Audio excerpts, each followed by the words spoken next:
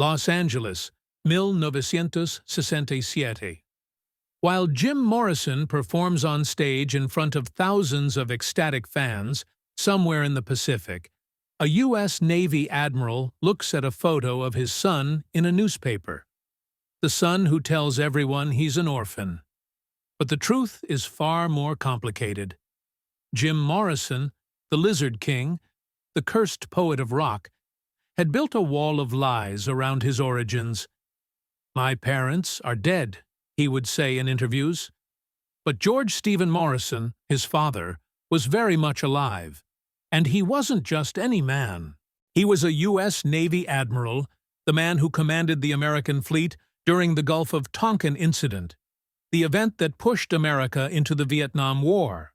While Jim sang "The End" and preached peace and rebellion, his father was leading America's warships. But how does someone come to completely renounce their family?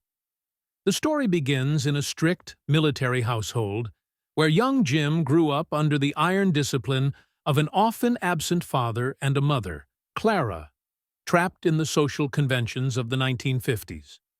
Constant relocations, new cities, new schools.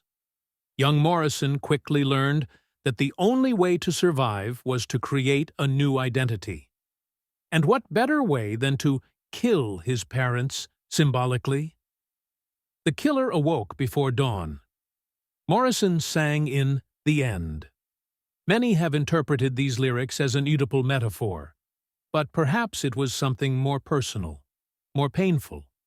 As Jim became an icon of counterculture, his father continued to serve his country. Two opposing worlds, irreconcilable.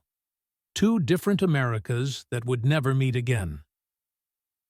George Morrison died in 2008, nearly 40 years after his son. He never spoke publicly about his relationship with Jim. He took to the grave the secrets of a broken bond that helped shape one of the most enigmatic figures in rock history. Sometimes, the lies we tell become more real than the truth itself. And perhaps, in some way, Jim Morrison really was an orphan.